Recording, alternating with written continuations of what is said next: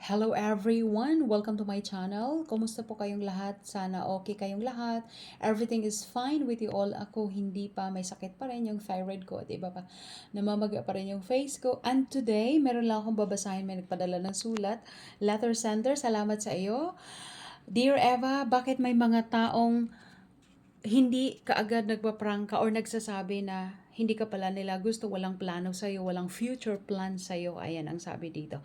Okay, sagutin ko po ito. Direct to the point lang po kasi short video ito.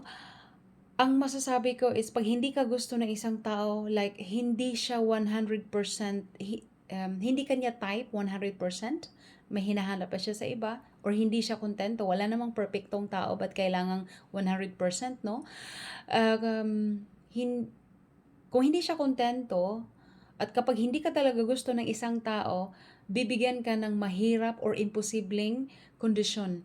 Example, saka na lang tayo magpakasal kung ganito ganyan, tapos lumipas ng mga ilang taon, wala namang kasal na nangyari.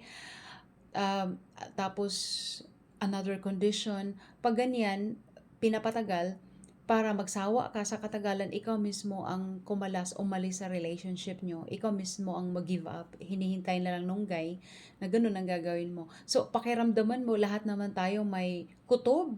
Yeah, instinct. Matalas ang instinct natin. Kapag paulit-ulit pabalik-balik na there is something wrong, wag kang magtiwala.